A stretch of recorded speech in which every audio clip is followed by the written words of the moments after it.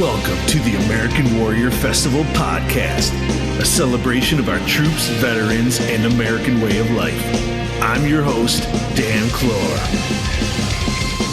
Welcome back, American Warrior Festival family.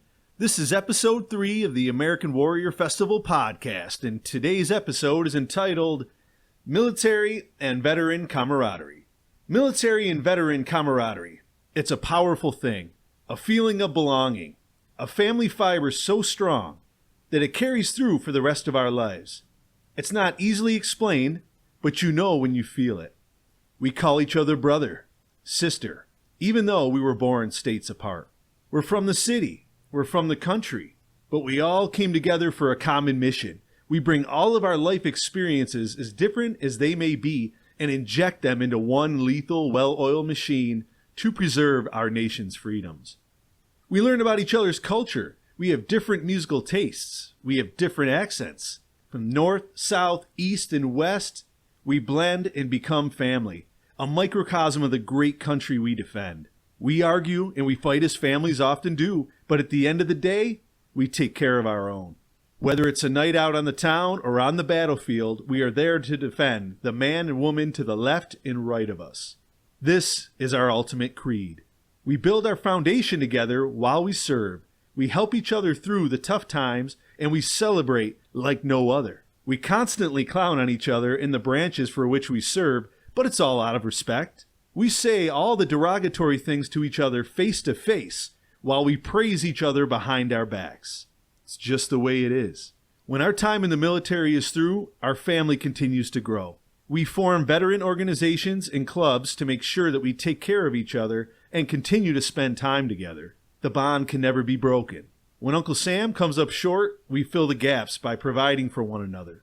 We pick ourselves up and trudge onward, putting one foot in front of the other, because that's what warriors do. We're rude, often crude, dedicated, loyal, compassionate, stubborn, and brave, and we'd sacrifice our life for you. We are veterans of the U.S. military, one big, happy, dysfunctional family. We wouldn't have it any other way.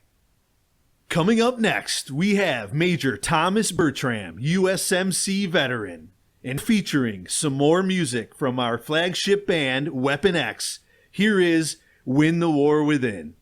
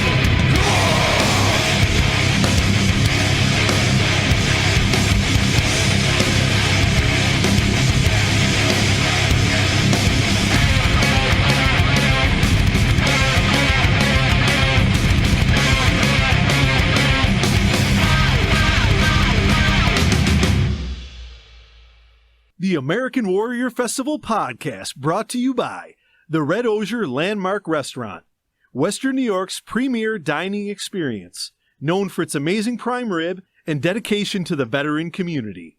Visit them online at theredosier.com. All right, ladies and gentlemen, today we have a very special guest. We have with us my good friend and brother, Major Thomas Bertram, USMC retired. Tom is also a veteran outreach specialist at RIT for Veterans Upward Bound. Hey, Tom, how's it going, brother? Hey, Dan, how you doing, man? Thanks so much for having me on. I really appreciate it. Oh, man, it's a pleasure. I'm really excited to have you on. And, Tom and I met at a great show in Batavia. We had the American Warrior Festival sponsorship appreciation show at TF Brown's, and Tom was kind enough to bring the RIT Veterans Upward Bound information table to our event to help all the veterans learn about the great program they have going on there at RIT. So, Tom, tell them a little bit about what you do here. Yeah, so for Veterans Upward Bound, it's a TRIO program, which is a federally funded grant through the Department of U.S. Education.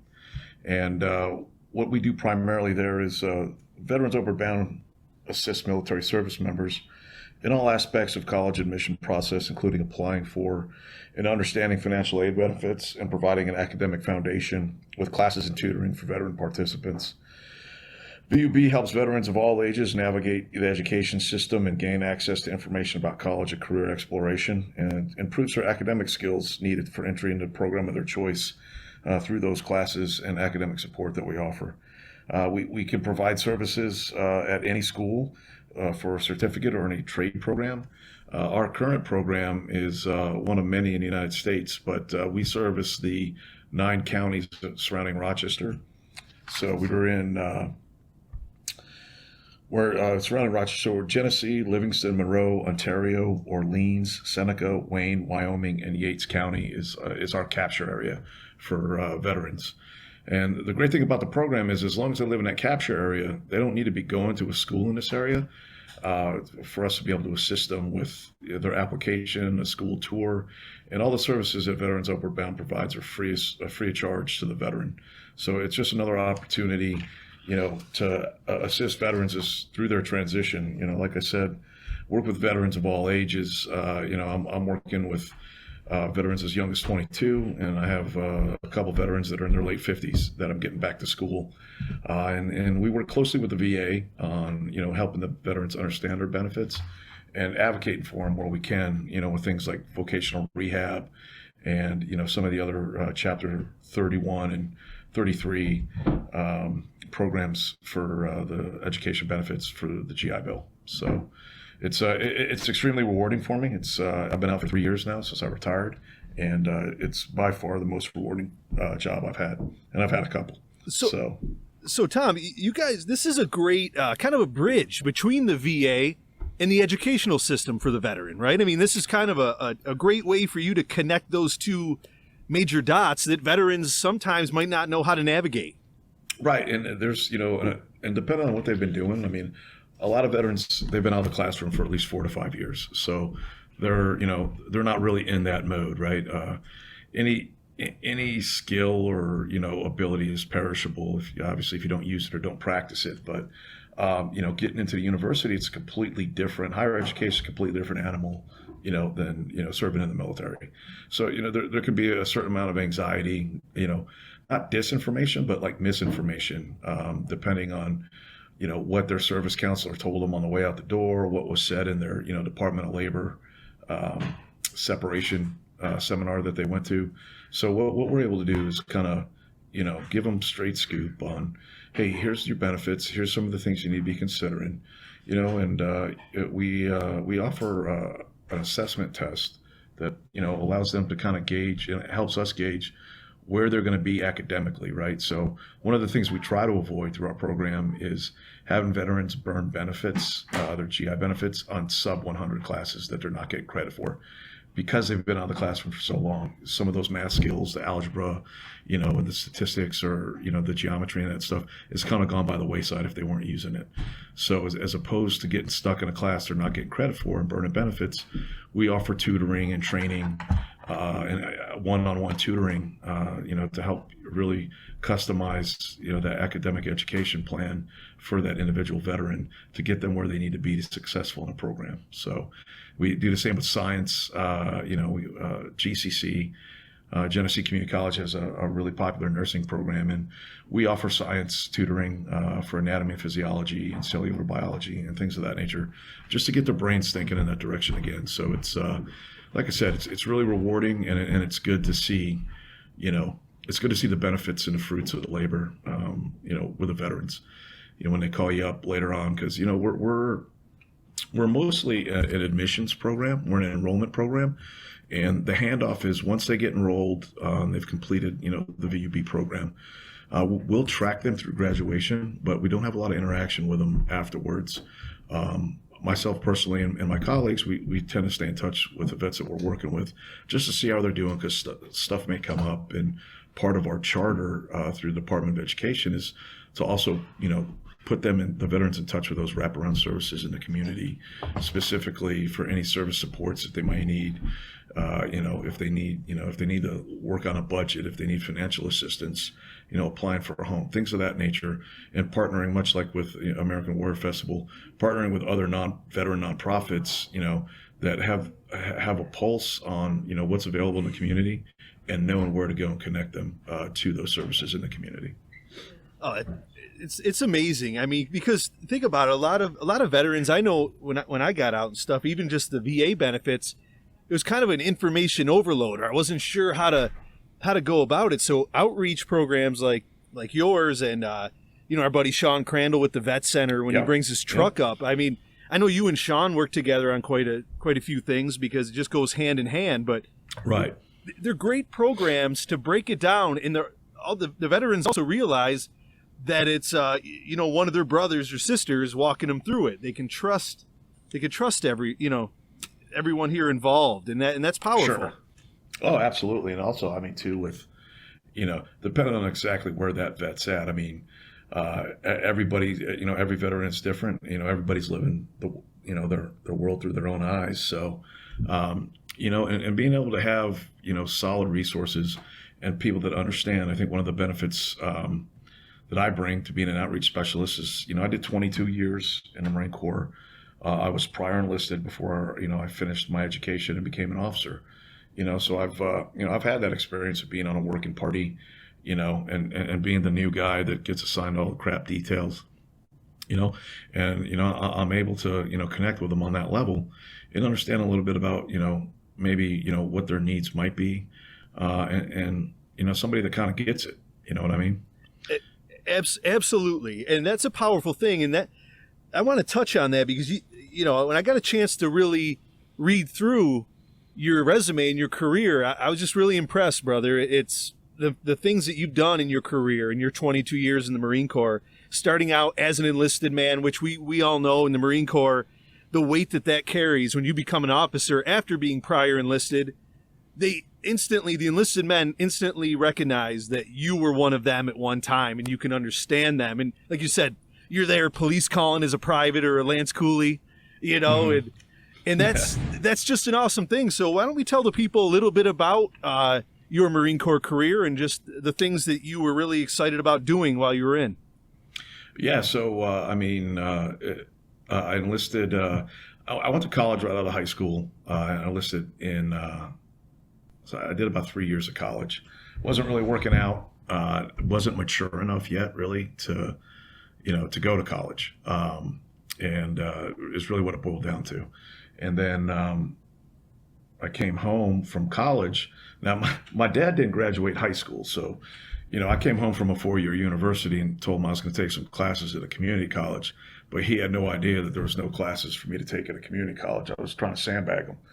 And so he got a little bent out of shape because, I came home early December and was supposed to go back late January. And I mean, I knew what I was doing. I knew what was up. I knew the score, but I had to wait, right? So I tell him mid-January, I'm like, yeah, I think I'm going to stick around and take some classes at the community college. And, then he goes into this tirade. I mean, I've been away for almost 4 years at that point. And he's like, he didn't want me living at the house. And I'm like, okay, got it.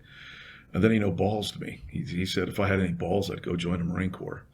So we finished eating lunch, and we went up to, I enlisted out of Phoenix, Arizona, and we went up to the recruiting station at 75th Avenue and Indian School, which was about a mile from where we were eating at the Mr. Sub. And then I joined the Marine Corps. I entered the DEP program late January, and then went to boot camp February of 1995. So didn't spend too much time sitting around the delayed entry program. Went MCRD San Diego. From there, I went to SOI, and then graduating SOI, wound up being assigned to 1st Battalion South Marines Bravo Company out of 29 Palms. So I was an infantry guy out there for almost 4 years, 3.5 years. About a year into my tour out there, I took the Scout Sniper Platoon induct and passed it, was selected. Subsequently went to Scout Sniper School and the Urban Sniper course, and then was eventually picked up on the MECEP program to go back to school. So I had so many college credits, I was only out of the fleet for like 18 months. Well, I take that back. I was only at school for 18 months. So I got commissioned in 2000 as a second lieutenant. I was designated a communications officer and got a fantastic opportunity to work with George Bristol. Colonel George Bristol retired at the Marine Corps Martial Arts program when he was standing that up in 2000. So I worked with him for about 4.5 months, waiting to start school. And then, that was a really fantastic opportunity for me because it got me, it got me exposed to a lot of different things because it was a brand new program. And, he kind of took me under his wing and, showed me around. So like anytime he was on the East Coast, he would ask for me to come and, go to these briefs and demonstrations with him. Wound up at 2nd Force Reconnaissance as their communications officer.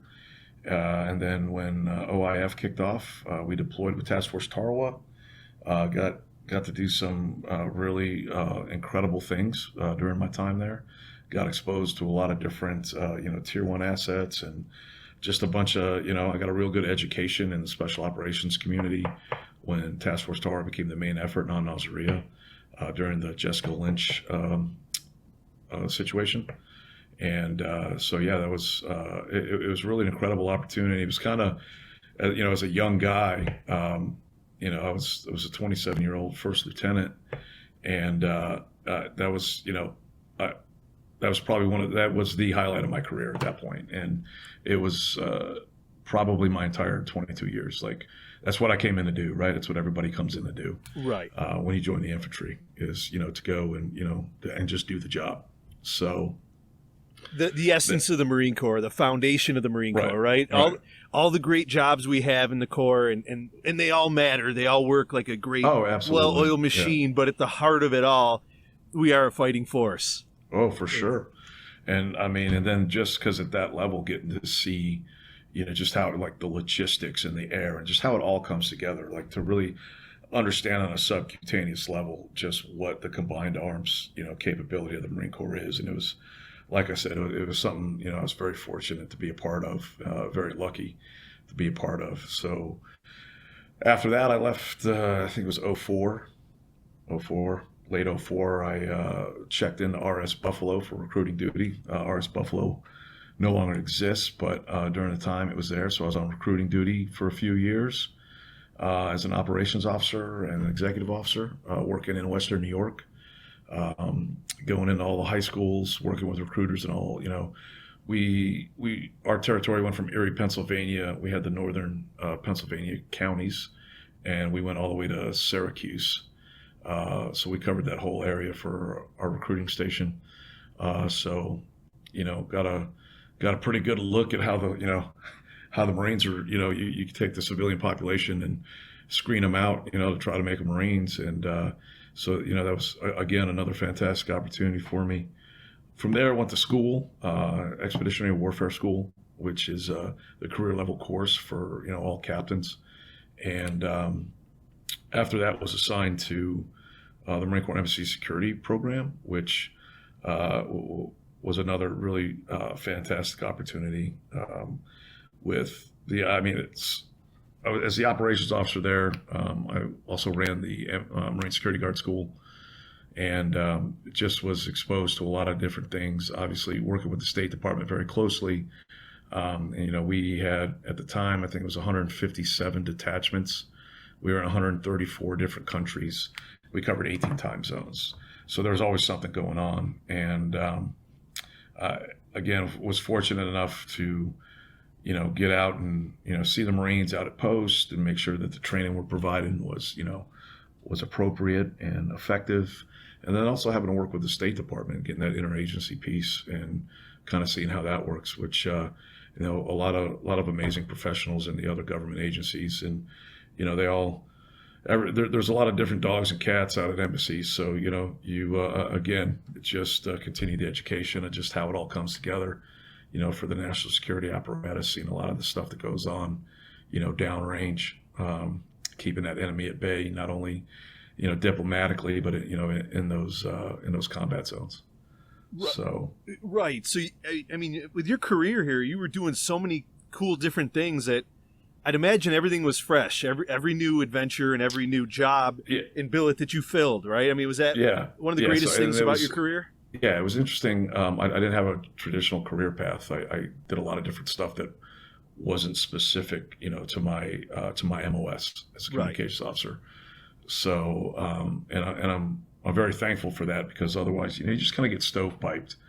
And one of the best books I've read recently is a book called Range by David Epstein. And what he talks about in there is that, people in fields of study and have become so specialized that, sometimes it's a hindrance to the ability to solve, wicked or complex problems, because your entire world's governed by either your physics background or your, astrophysics background or your biological background, so when you specialize down, sometimes you miss the forest because of the trees. And having a broad range of experiences, I believe has certainly offered me a different perspective on some of my peers that, stayed in that career field, whether it be, communications, infantry, logistics, right? So, I feel pretty fortunate to have just a wide range of experiences and knowledge on a lot of different things. So, I think that translates well to the veterans I'm working with, whether they're in the Air Force, the Army, National Guard, Marine Corps, Navy. I found it pretty easy to make the veterans comfortable and talk through some of their problems, because everybody's coming to the table with different stuff. And having been a commanding officer a few times, and having to deal with Marines and their family problems, and just being a human's messy enough. And then you get into the military, you get into the armed services, and now you're deploying. You're adding other stressors to our already stressful experience of being a human, trying to keep your family together and stuff like that. So I feel pretty fortunate.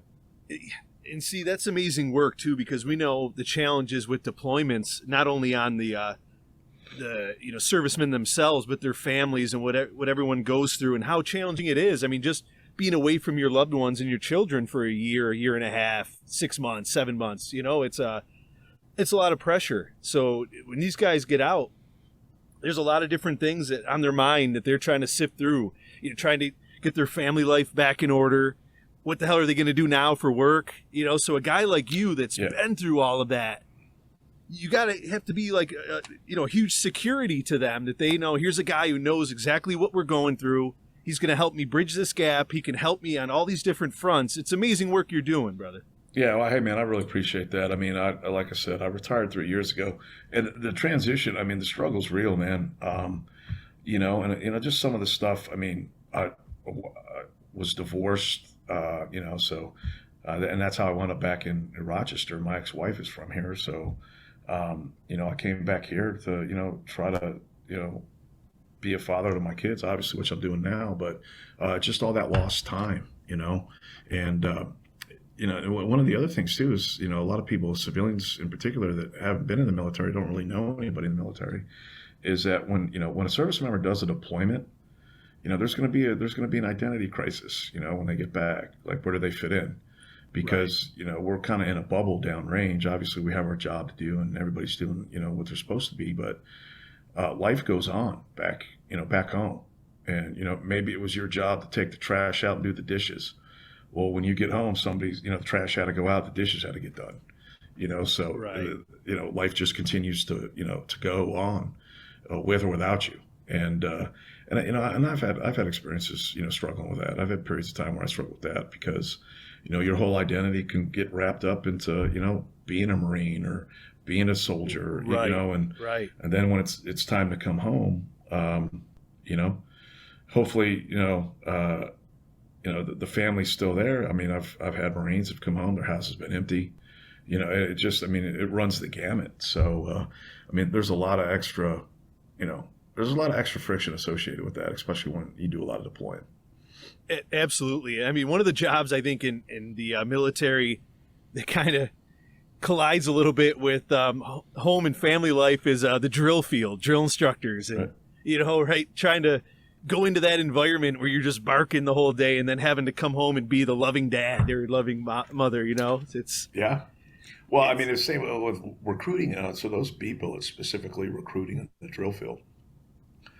It would probably be easier on families if they were deployed, right? Because they're there, like you're either at PI or at MCRD, San Diego, or if, you got Marines on recruiting duty, they think they're going to be home by 4:30 for dinner, but then they get home at 10:30. You know what I mean? And it's it's just a whole another level of, there's a lot of opportunity to miscommunicate with your loved ones when you have no control over your schedule, when you're home locally, all living together in the same house. You know what I mean? Great point. Because, the kids are like, mom or dad's going to be home at 1600, then it's 4 or 5 hours later. And, it's just, it's very dynamic. So, Tom, I'd like to ask you now kind of, what your view is on what we do here at American Warrior and also, the future of veteran-based organizations, nonprofits and just organizations in general that focus on helping veterans move forward. Yeah. So what really drew me to your organization is that you're like a broker, right? Like, so you have all these nonprofits that, support your cause, but you bring everybody together, right? And awesome. And there's, the nonprofit space, or, especially the veteran nonprofit space, working for veteran nonprofits. And there's a lot in the area. There's no shortage of service, but, there's resource competition, right? Like, so, the veteran nonprofit space can get a little snarky at times, because they're competing for grants or they're competing for donations, and, they're trying to do fundraisers. And and I don't know how familiar you are with, golf tournament fundraisers, but especially here in the Rochester area. During the summer, obviously during the golf season, there's like no shortage. There'd be anywhere from 5 to 10 in one weekend, right? Wow. So there's a sea of goodwill out there, and people want to help and they want to donate, and but there's only so many times you can go to the well. So it's a great point. It can get hyper competitive, and and again, people, being human is messy, and emotions can, get in the way. But I think what your organization does is it just takes all that off the table. It's like, hey, we're getting some bands together, bring your tables, spread the word, let's do this, right? Simple, straight Absolutely. To the point, and dude, I love you, man. Like, you always got a huge smile on your face. You're always running around making sure everybody's taken care of. And, thanks, and you're out there. Yeah, man. You're out there doing it every day, bringing people together and making sure people know what's available to them out there, especially, in the veteran community and the nonprofit where they can go for resources. So, it's a great model. And I think it's probably one of the better that I've seen, just in the sense that, there's no territory to be had. You can show up, you can hand out your flyers, you can hand out your brochures, Right. you can talk to vets, because I mean, different organizations, they have their niches where, they focus on one thing. It might be homeless housing, it might be temporary shelter, it might be food, things of that nature, helping them pay their bills. Everybody's, every nonprofit's got their little niche, but there's also a lot of crossover, a lot of duplicate efforts, duplicate services, which can kind of get lost in the shuffle, which is unfortunate because everybody's out there just trying to do good work and help vets. So, but one of the advantages of your, like I said, of your organization is that not only do you have, you have a national platform, and which brings exposure, because I mean now with your podcast, there's people listening in Texas or California or whatever that might not know about Veterans Upward Bound, but I mean, it's a national program. So I'm more than happy to take a phone call or an email from anybody, and absolutely, put them in touch with local resources in their area that I'm familiar with, just in the Veterans Upward Bound network. See that, and that's amazing. And when I put this together early on, I said, I want to do two major things. I want to entertain our military and veteran family and the community as a whole. I want to make this inclusive for everyone to come together and just have a great time through entertainment. Our bread and butter is concerts, but we're also getting into the Yankees games and bro, the Raiders, and we're, Do it. Yeah, absolutely. So Just win, baby. Just win, baby. And I have to tell you now, our silent producer that's hidden away, lurking in the shadows, is a freaking Chiefs fan. So we'll have to somehow try to find forgiveness in that. But we'll have to take him to the Raiders. Boo, Chiefs down game at the Raiders. in Kansas City when the Raiders beat them. Yeah, You'll have to sit in between us. Exactly. We'll show him. We'll put him in a shit sandwich for sure.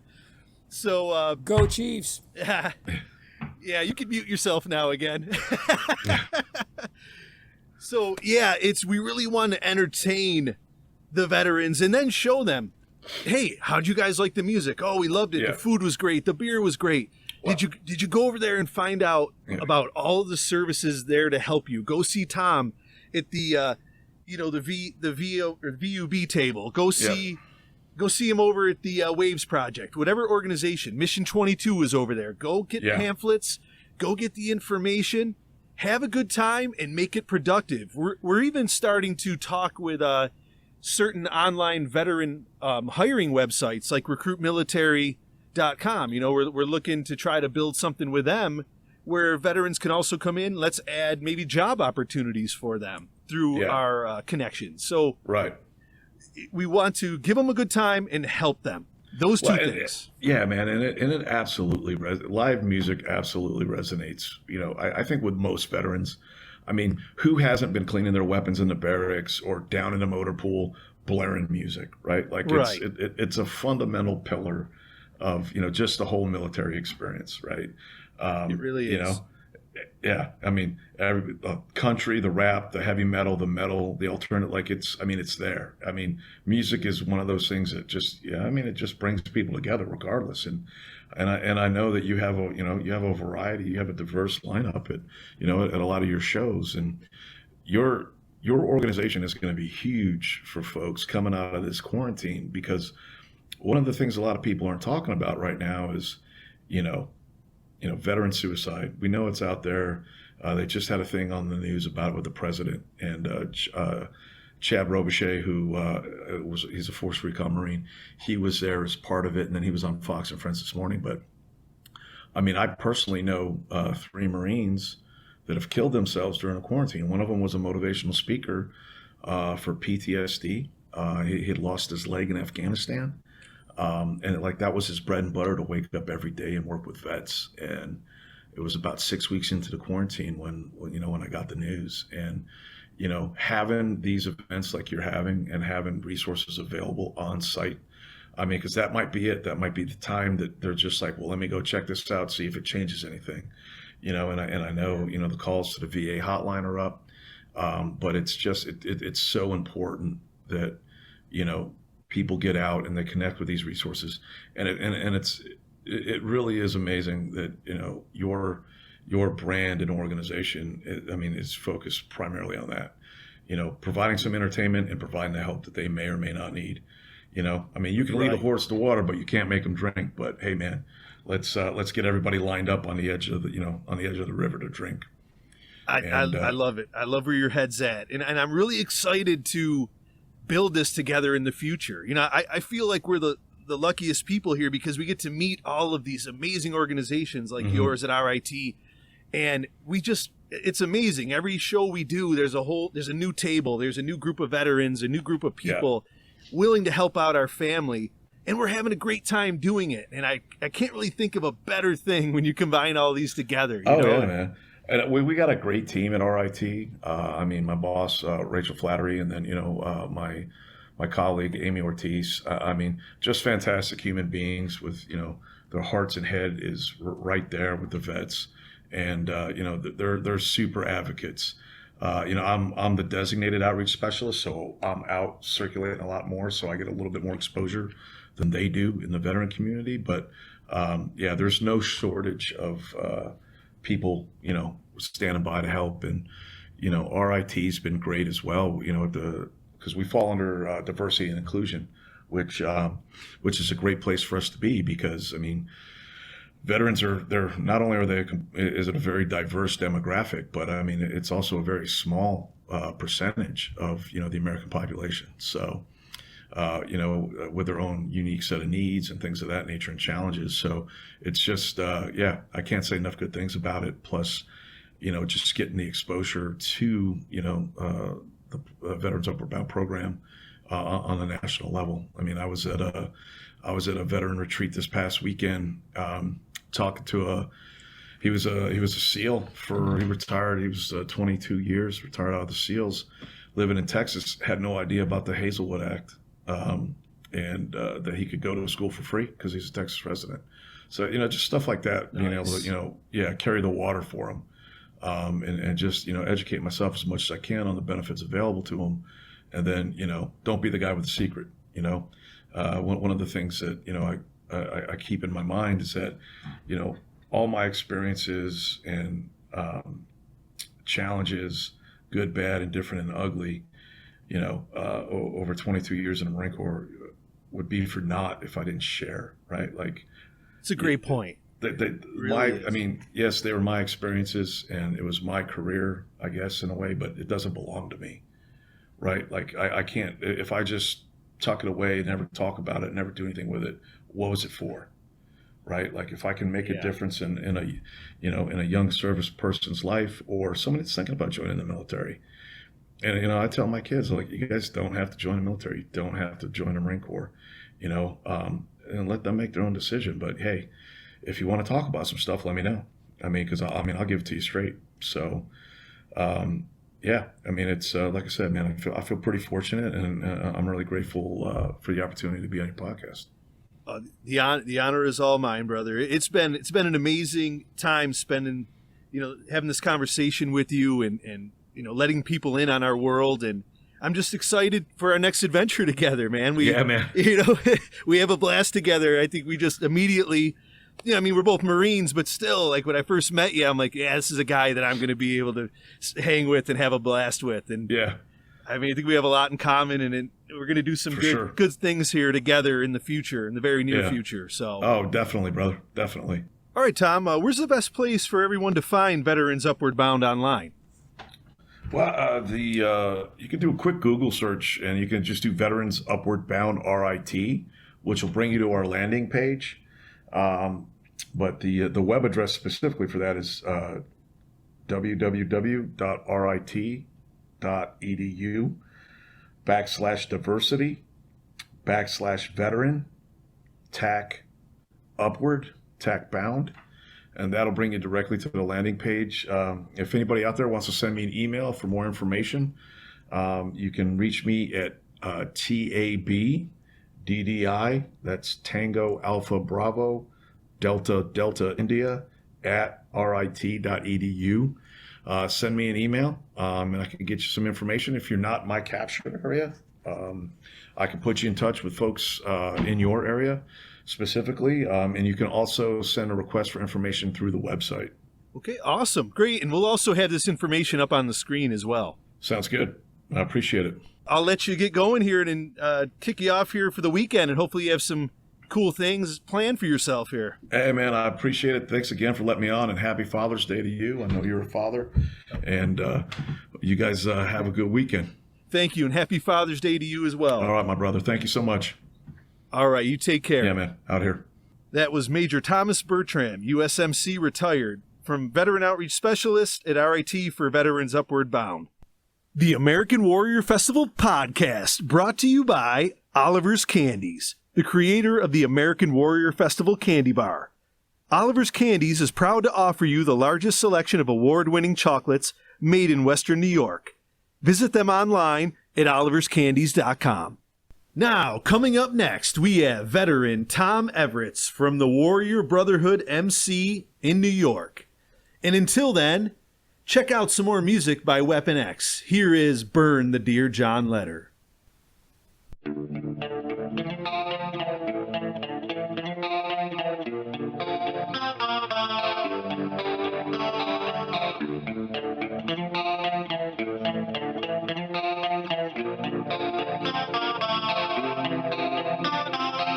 You said you'd be there forever and a day.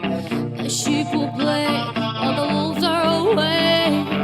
So many men with broken hearts who are suffering from dying dreams. So many miles from your precious loved ones in a violent place where tomorrow is promised to no one, promised to no one, promised to no one. There are no promises.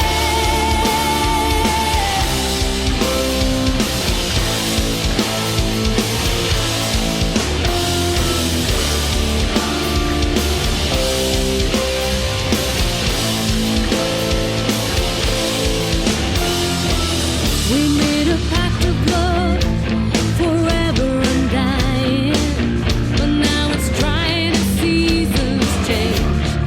Cold pain's pouring down on me and I can't breathe. Waiting, hating, will I survive another day? Ice in my veins, a heart grown cold, and I feel so old. In all the years I've wasted, You just keep on chasing. and all the pain I tasted, You can't run, turn to face it. it's got to end. My only prayer, you got to burn the dear John letter.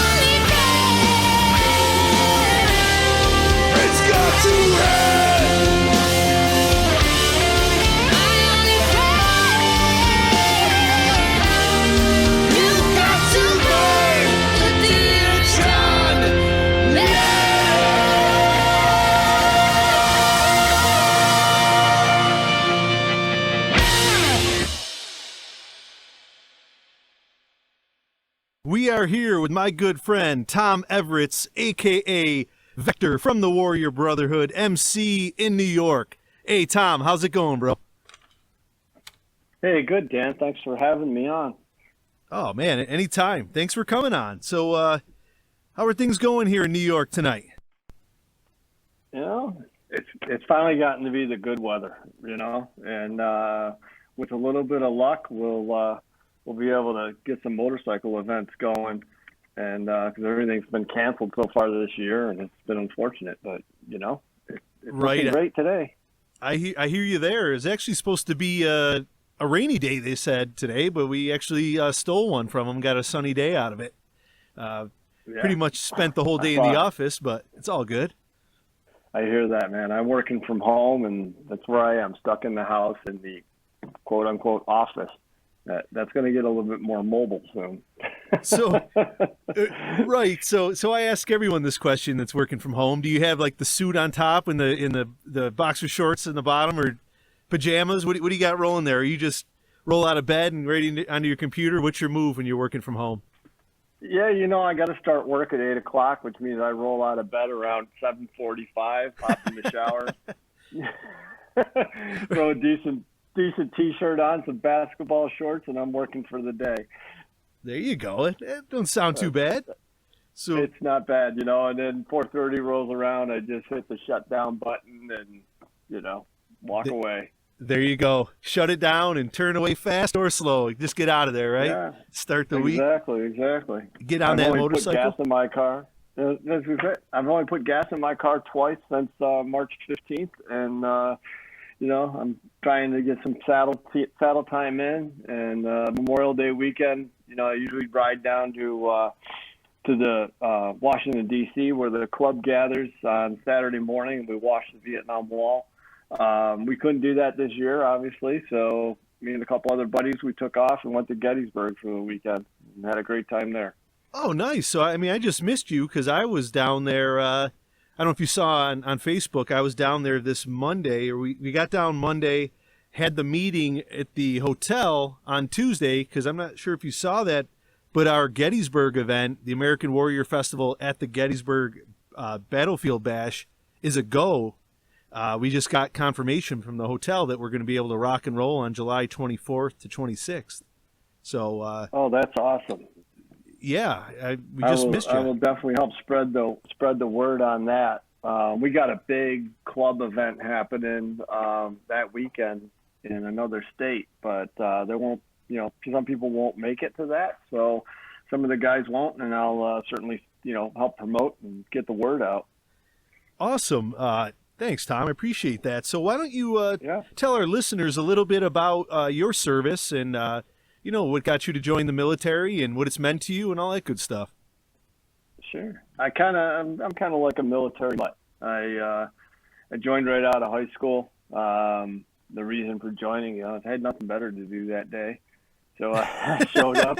I showed up in downtown Rochester, walked in and said, yeah, hey, how about I want to join the Air Force? And, you know, the guy's like, really? I'm like, yeah. What do I do?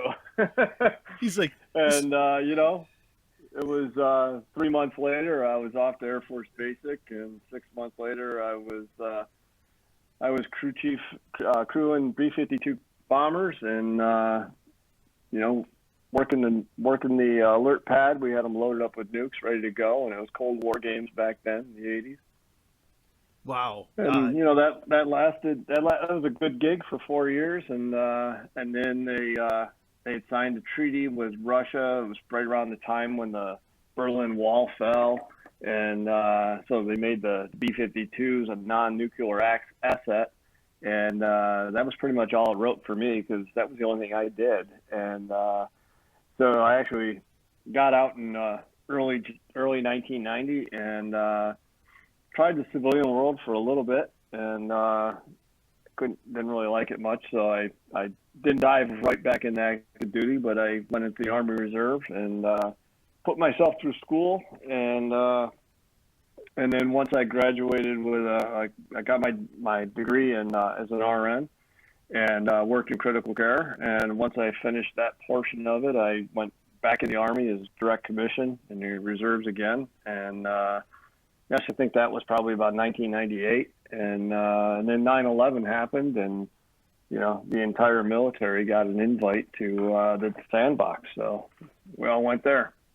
Yeah, that's for sure. It was pretty much a full-time sandbox commitment after that, right? Yeah. It wasn't a matter of if you're going, it's when you're going. Right, exactly. I mean, we saw a ton of, when I was there, we saw a ton of guard units there as well. A bunch of reserve units were pretty much all active duty at that time. I know the Marine Corps Reserve units were doing 7 months. I think just the Marines in general were doing 7 months on, 7 off. And you guys in the Army, I think, were year and a half deployments, if I'm not mistaken. Actually, I actually landed in country on my birthday, December 8th. And that was 2002.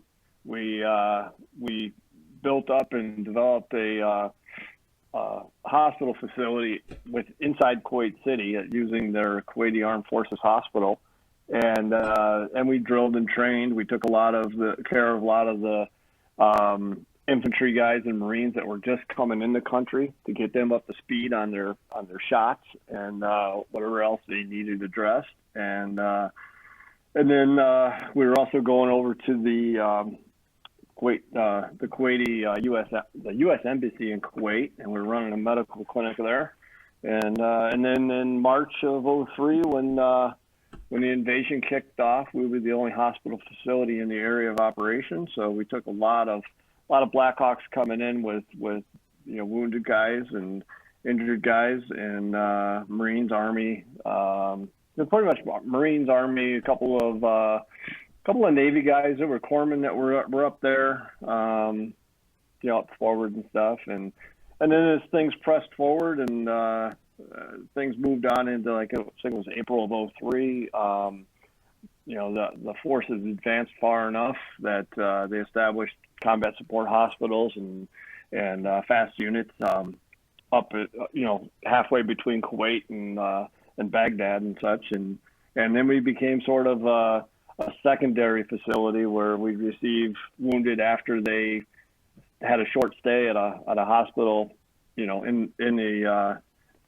Iraq, and then they'd come back to us, and then we'd either revise a surgery or get them a few days to heal up a little bit, and then if they could return, they could return. If they didn't return, we were arranging transport out of the area to sometimes it was straight to Brooks Army in Texas or Walter Reed in Washington, and sometimes in Landstuhl, Germany. Oh, right, yeah, because Germany was kind of obviously the closest spot for the major medical stuff going on for all of us out there in the sandbox, right? Germany wasn't that the primary because of its distance?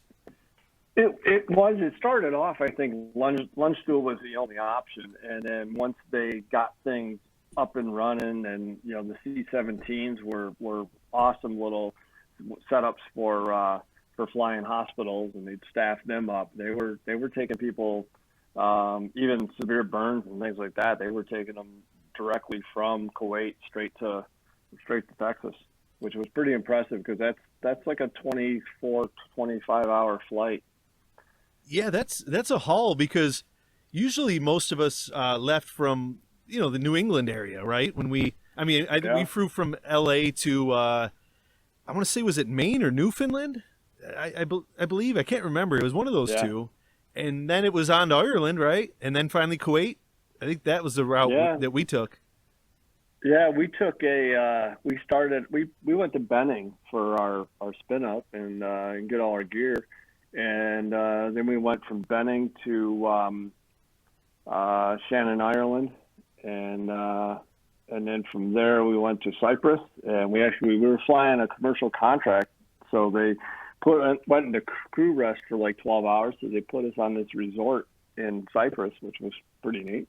Yeah, sounds like fun right there, a resort. It wasn't bad, and then from Cyprus we flew into Kuwait City at night, and next thing you know, we're getting off the plane, and off we go, Yeah. Now, the base there in Kuwait, it was Camp Victory, right? I can't remember it was Victory. I was actually at Camp Doha.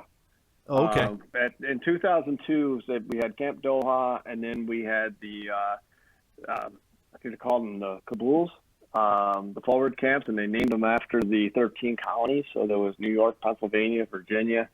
I'm not sure if there was others beyond that. I can't remember. But then they had Arif John at the time was sort of just a rub mark in the dirt. It wasn't really much of anything.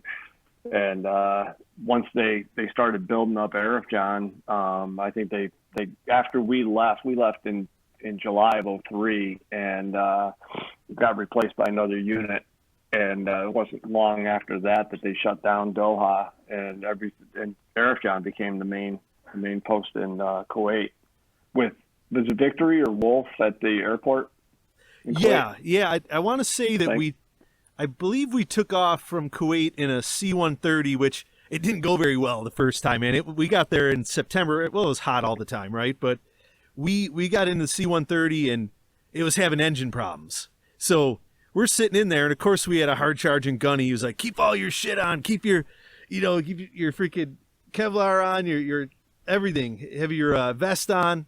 And everyone sweating their ass off and becoming heat casualties in there because we're sitting there grounded and we couldn't get up in the air. Finally, this Air Force member, she basically said, "Get all your, I'm running the show here. Get all your equipment off so you guys don't fall out." So she was like an angel from heaven, We're like, yes. People are, we're not even going to make it to Iraq. So we go up. Right. So we're grounded. We go up. They make us come all the way back down. I'm like, man, we're not even going to make it there.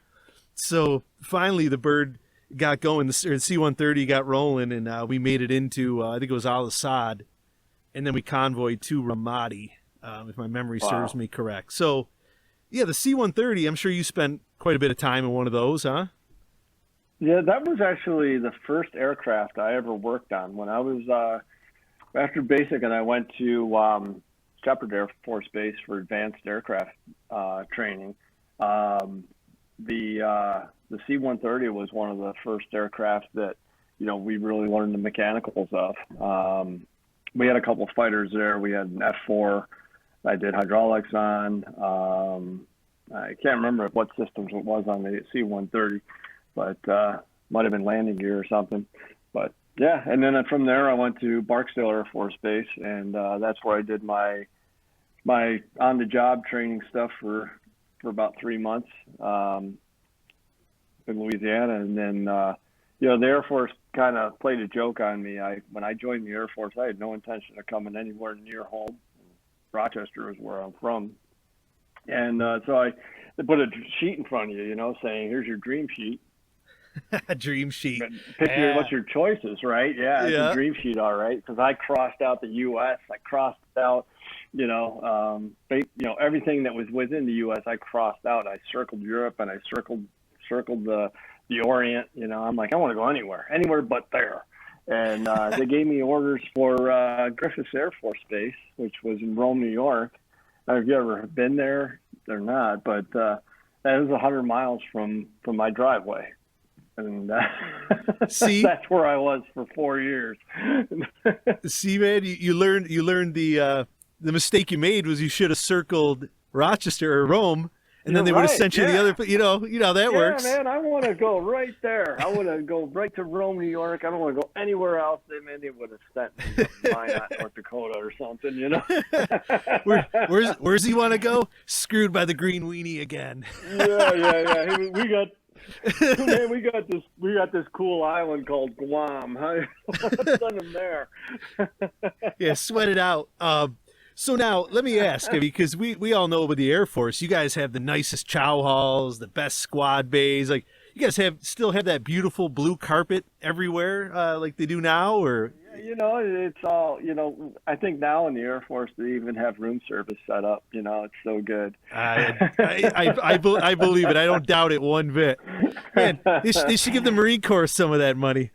Yeah. Yeah, So- the Air Force deploys you. You're not in the Hilton. Something went terribly wrong. You guys are smart, man. I'm telling you. We try to be all hard charging and badass, and here we are using stuff from Vietnam. I got my stepson.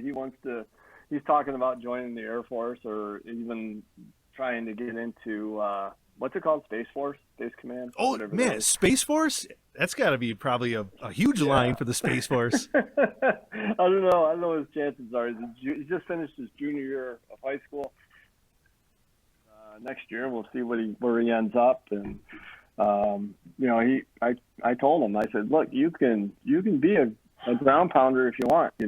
Whatever you want to do. I said, but an E2 is getting paid the same amount of money no matter where they are. Yeah, right. Right. Exactly. That's true. Whatever you want to do. Awesome, man. Well, it's always great talking about where we've been here in our military service. Oh yeah, yeah. We can go on about the military for hours. Yeah. Oh, we'd be on here 3 hours from now, still going. So Right. yeah. Now, Tom, we met 2017. I think we met on Facebook through some of the American Warrior posting. So let's talk about how we met there and your service after your service. Yeah, sure. Yeah, so I remember you were just kind of getting started, and I remember seeing this American Warrior Music Festival pop up on my Facebook feed, and I'm like, man, what's that? So I clicked on that, and back then you were doing stuff at that I can't remember, Frost Ridge. Yeah, the Ridge. Yep, the Ridge. Jam at the Ridge. Yeah, out there.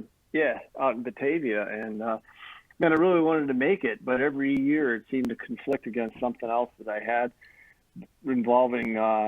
When you mentioned my service after my service, it was always matching up with some big event that I was doing with the American Legion riders back then.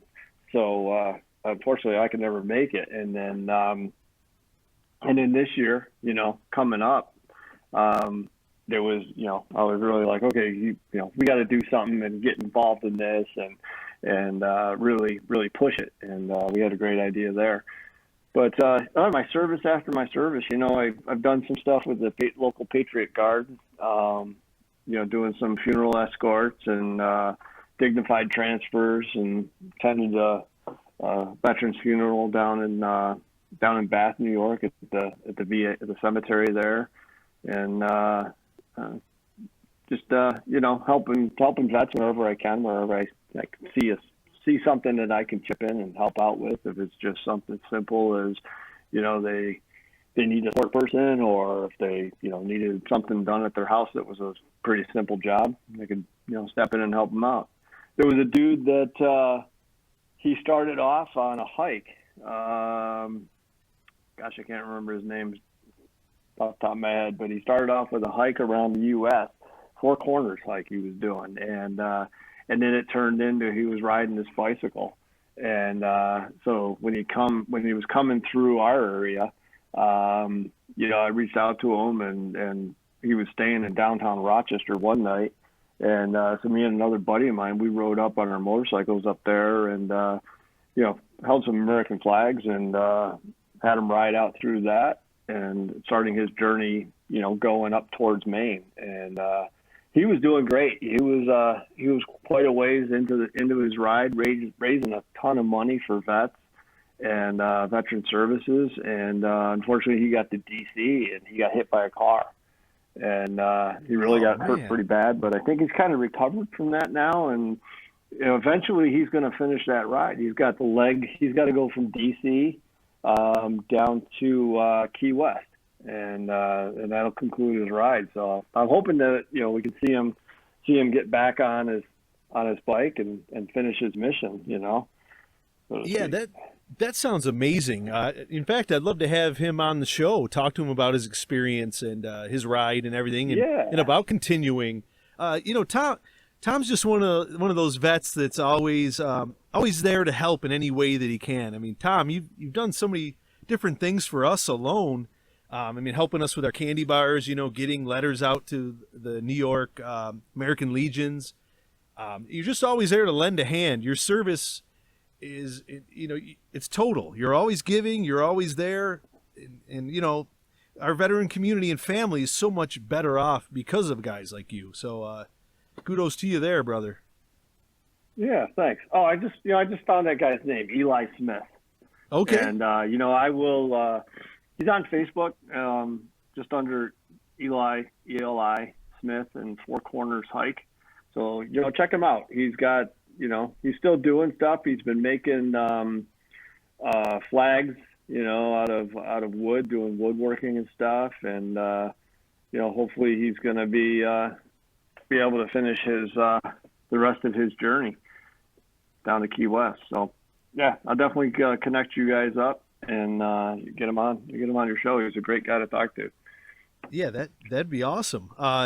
So let's talk a little bit about the Warrior Brotherhood MC. You guys are a bunch of great guys. I've hung out with you, not for too long of a time, but the time I did have, I really enjoyed myself. A lot of ball busting and great camaraderie. So, why don't you tell me a little bit about the boys there in the Brotherhood? Yeah. We're the Warrior Brotherhood MC is their primary mission. Their mission statement is veterans helping veterans, vets helping vets, and the Warrior Brotherhood MCs. It's coming up on almost 20 years. It's been around various locations around the U.S. We're not an outlaw club where people hear motorcycle club and they think, oh, it's a gang or something. Right. Sure. It's just not the right perception. We're a 99%er club, which means if we're out there riding our motorcycles, you see us around. We're not on we're more likely on a charity run. We're more than likely on a group ride to an event. That's the kind of stuff we do, and we're always on the lookout. Every one of us is kind of on the lookout for that vet that, maybe they just need a ride by. Maybe they just they're isolated at home and they just need would like a bunch of vets to ride up and have a sidewalk conversation for a little while, make their day a little brighter, right? Absolutely. So, I started out with the Warrior Brotherhood. It was November of 2018, and we're just like any other motorcycle club. You got to hang around, you got to prospect, you got to earn your spot, and so I think it became a patch holder in late summer of last year, and ever since then, I haven't looked back, just because you went from being a prospect to being a patch holder. That's when the real work starts. That's when you really gotta drive hard and you want to make the organization better, So one of the things that I wanted to do when we got there, when I became a patch holder, was, I was having trouble getting traction with the American Legion. They're a great organization, great guys in there, but I really wasn't getting anybody behind me with the American Legion and supporting the American Warrior Music Festival, which I thought, this is crazy. This is a guy,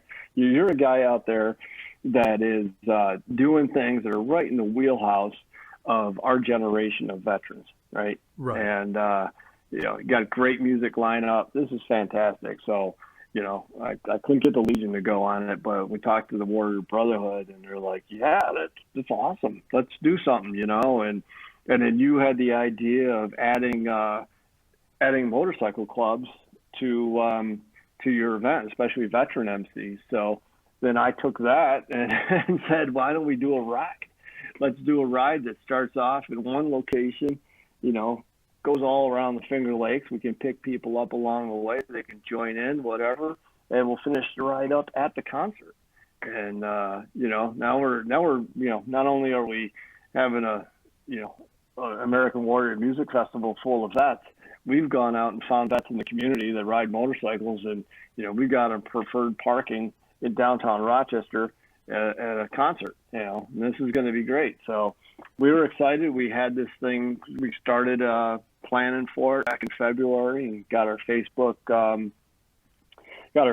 event out there, which if anybody's interested in taking a look at on Facebook, we are the Warrior Brotherhood MC Chapter A New York, and we've got an event out there for the Rolling for Veterans Motorcycle Dice Run, and we originally had that planned for next weekend, June 13th. That was our original date, and Right. And then COVID came rolling around, right? And so Yeah. threw here- a wrench in the works.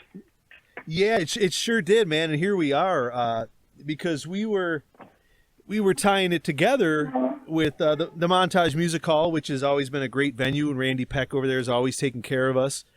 We had Weapon X, our East Coast chapter, so to speak, our East Coast band out of New York City. Well, basically, there's where our rhythm section comes from, and that's our headquarters in the East. We had the guys coming up. We're going to have an awesome show. We did reschedule it to August 15th. So Tom and I and the rest of the group are holding tight to August 15th with Randy at the Montage and expecting to have things go on without a hitch. I mean, that's the plan. All right. So we have two things going on there. I mean, we just have to make sure that the event happens, and then I have to get down to New York City and start pounding it out with the guys and getting ready for it. And with COVID and now all the other stuff going on, the madness down there in New York and the cities, we have some obstacles to overcome. But we're going to aim to do that. And yeah, Tom, you were telling me a cool story off the air actually about when you hit the vaccines with the anthrax shot, which I'm trying to. I think when I was in, I mean, I was deployed 2005 to 2006, so I believe that I might have gotten that shot too. You know how you walk through the shot gauntlet in the military, where you just have both arms, and all of a sudden the guns on each arm just cranking on you. So you don't even know what the hell they're putting in your body. You're just walking through the shot gauntlet, right? Right. Yeah, that anthrax vaccine, you remember that one, because that one just felt like, they talk about the murder hornets around. I think it's the murder hornet thing, man, because that one got you. And it was a series of 6, and when you and I were talking about, we were in a medical unit. So not only were we giving it to each other, we were giving it to all the guys coming in the country and spinning up for the invasion. So we'd hand that thing out and giving people shots, and then we're in like 2 of number 6, and they said, "Hey, you stop giving this shot. It's experimental, and we're not sure what'll happen if you continue." And the CDC says stop. And we're like, okay. And then it's like a month later, they're like, "Nah, give it the shot. You can have the shot. Go ahead. It's all fine." And you're like, "Yeah, it's the military, right?" So here we are going through the rest of the shot sequence, and I got some after effects that I am convinced are connected to that shot. But who knows? It would be like, 50 years from now, the military will say, "Hey, this group of vets that got the anthrax vaccine, sorry." You never know, man. You're the guinea pig. In 5 years, you might start growing a tail. Yeah. So now we got this COVID thing, right? And it's kind of the world's a crazy place right now. So you see all this stuff going on TV, and people getting together and gathering in the streets and all that, and peaceful protests. And you got to look at them and think, man, these people are really packed in tight in some places. And I don't know. Maybe this thing, COVID thing is really a real thing. Maybe it's not a real thing. Who knows? It certainly could be. But when it comes to the COVID vaccine and they roll that out, I'm kind of thinking along the lines of the anthrax vaccine experience and saying, you know what? I think I'll wait. I think I'll hold off a year or 2 on that, and before I jump in, let some other people go first. Right. You say, I've already been anthrax. Let me see what the hell is going to happen there. I'm still on the clock with that one. And some more shit to my body here. We don't know what the hell is going to go on. Yeah. I think I'll just hold off on that one because it's. I know. My medical experience isn't at a physician level, obviously, but I started applying some logic to the flu shot and how the flu shot works and who all gets the flu shot. And the flu's still around, and not everybody gets a flu shot. Well, this COVID thing, it just doesn't come around and then suddenly go away. It's going to be a virus in the world. So, right. I don't know. I don't want to go down that road too far with you, But I want to get back to the American Warrior concert that we were playing for August. Yeah, let's talk more about that. Yeah, I just looked on Facebook just to see where our event sits. We're planning on this thing starting on August 15th, and we're hoping everything's going to be able to go off okay. It might not be the ideal, ride. We're having a whole bunch of sponsor supported gifts that we can give away and things like that, because small businesses that usually support that stuff are really hurting right now. Really been shackled on that end, with the sponsors so dried up a little bit. Yeah. Right. So I'm still hopeful, that we can have a ride, and we've got. I've just looked at it. I got 946 people that have either expressed an interest or are planning to attend on that Facebook event. And, that's just Facebook. We've got posters out there and business cards out there and stuff. And, maybe we might get a bigger number than that. Right. But yeah. if hopefully, That'd be awesome. Be an awesome day, and I know from riding bikes around and stuff and seeing people out and about, you can just tell the motorcycle community is their mouth is just watering to go to an event. That's what they do. Good probably 75% of the motorcycle community in this area is all about going to group events and group rides and stuff like that. So it really is the lifeblood of what you guys do and your foundation of your organization. Let's see. Lost my train of thought there. Don, you have to probably have to cut that one off because I had a good point to make. Oh, well, let's talk a little bit about the Warrior Brotherhood again. We every Memorial Day, one of the big events in our club is we meet down at we meet at the Iwo Jima Memorial on early Saturday morning, and we ride over to the mall and meet up with the Park Service, and we wash the Vietnam Memorial on Saturday morning, awesome. Memorial Day weekend, to get it nice and shiny and looking great for that weekend's event. And I visited the wall many times. The first time I actually got a chance to get my hands on the wall and actually clean it, took it to a whole new level. It's amazing. It's a great honor that our club is able to do that every year, and unfortunately we couldn't do it this Memorial Day weekend. We instead, a couple of us from New York, we rode down to Gettysburg and connected with our Pennsylvania chapter, and we had a great weekend and hanging around the battlefield Gettysburg, which is a phenomenal place. Oh man, like I was saying, I only got to check out two of the most the popular sites. What's it, Little Round Top and Devil's Den? Yeah, I was in Devil's Den. That's a cool. The rocks. There, man. Oh man, that's yeah. The little swamp in the middle. You're just like you're standing up there, imagining guys running across that thing. That's crazy. Savage battle, to say the least. Yeah. And Tom, going back to the run, that's what I wanted to touch on. That cars can ride and can be a part of the run as well, right? You can absolutely. go in your car and anything that rolls, right? Right. You can do whatever you want. The original plan. We had this dice run set up, and we had stops planned at various American Legions and VFWs, so that we're also supporting those locations, and then rolling the dice, and whoever's got the highest dice roll at the end, we got some decent prizes going out for that stuff. And it doesn't matter what you have. You got 2 wheels, 3 wheels, or 4. Join on got in. a motor, and you can make it. Get on.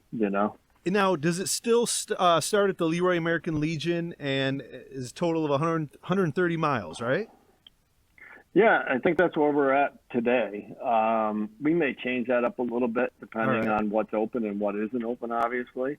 But that's where we started off. We had it set up that way. We were going from the Leroy Legion, going down 19 to the Warsaw Vets Club, and then from there down through Groveland to the Saunier Legion. From there, we were going to head down to Canaseraga, and then from Canaseraga over to Wayland, and Wayland, we're going to come up to up into Bloomfield, and then from there, ride right down 31, pick up 31 up there, and ride straight down Monroe Ave all the way to Chestnut Street, and then at the Montage. Man, that's going to be a great time. That just sounds awesome. Yeah, and it's also a great day in the sun, Oh, absolutely, and we're hoping for great weather. And also, let's talk a little bit about the Red Osier meals there. Our sponsor, the Red Osier, is always taking care of us, and we're going to tie in some Red Osier food to the run. So excited about that as well. Yeah, me too. That was really great because that was one of the pain points for us. Is we're really good at helping vets. We're really good at riding motorcycles, but when it comes to cooking food and and distributing food and figuring out that part of it, we're not so good. But we'll let having the pros Red do Osier, that. Yeah. Right, having the Red Osier say to us, you know what, we got this, and we're going to set everybody up with a food voucher, and they can come up to our tent or truck, and they can spend that food voucher any way they want. And if they want something, they want to spend more, spend less, spend less. But Right. that's a great setup for us, and makes things easy. Yeah, it's going to be great for all involved. Nice and simple, and just a great cap to an awesome day. And we're going to have some rock and roll, some metal, some good music, live music there at the Montage. So, we're going to go with that. We're going to pull for it and keep it on the calendar and lock it in and hope for the best. That's the best we can do right now. And that's our all we can mindset. do. Yeah. So, well, Tom, if it's donating a kidney to your sister or helping your fellow veterans, you're always giving, man. Yeah. You're just one of That's those a whole new guys. other thing there. That was, and thank you for bringing that up. My sister's doing great, and I'm doing great. And if anyone out there has ever known somebody that's on dialysis and knows what all the challenges that person goes through, donating a kidney, although it was a significant surgery, it's a couple of days of discomfort, and you're back on your feet and doing great. So, I think I encourage anybody that's out there that has ever thought about it, or even just getting screened to see if you're a match for somebody. You can totally go through the screening process. It's all anonymous, and find out. Go all the way up to when surgery is going to be scheduled, and make the decision then if you're really going to go through it or not. You got every opportunity in the world to back out, and there's no cost to the person whatsoever. The Kidney Foundation and Donor Network, they cover everything. So, it's a great thing, and my sister's doing great. She couldn't be happier, and so thank you. Thanks for bringing that up again. And like I said, anytime, brother. That's a special thing, and you're always doing special things for your family and your veteran community. So, like always, man, it's a pleasure to speak with you any chance we get, and I thank you so much for coming on and being a part of this. Yeah, all right. Yeah, it's good talking to you, man. It's always good to hear what even though you're a Marine, and I know you're over there munching on your crayons, and, maybe you got your big box of 64 now. I don't know, but oh man, I do, and I got whipped cream and everything ready for it. It's Friday night, so we go extra special tonight. Oh, there you go. Uh-huh. Yeah. You know how we do it in the Marine Corps. Got it. So, all right, man. Well, hey, thanks for having me on. I really appreciate it. Awesome. Thank you, Tom. That was Tom Everetts with the Warrior Brotherhood MC out of New York. All right, that's going to conclude episode 3 of the American Warrior Festival podcast. And we'll see you next week. And until then, I'm going to leave you with some music by Van Nuys Music Corporation. This is Bruce Lee's Wisdom.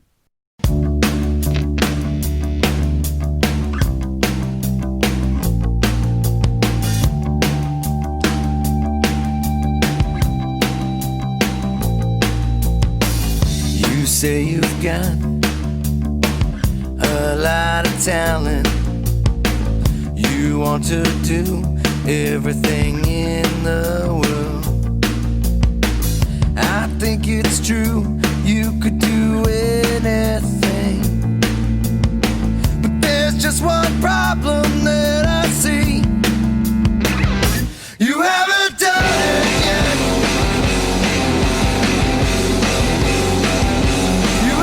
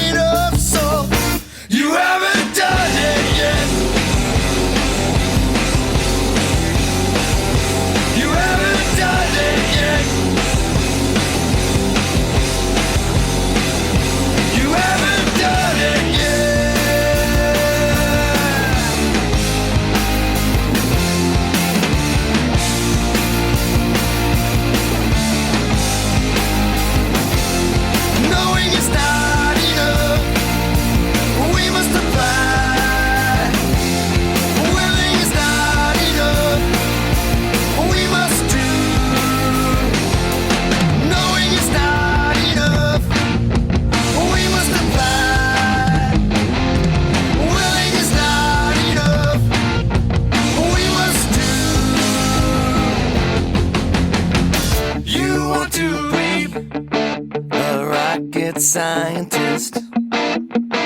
You want to be a nuclear physicist. I want you to know that's alright by me. There's just one problem that I see. You haven't done it yet. You haven't done it yet. You haven't done it yet. You haven't done it yet.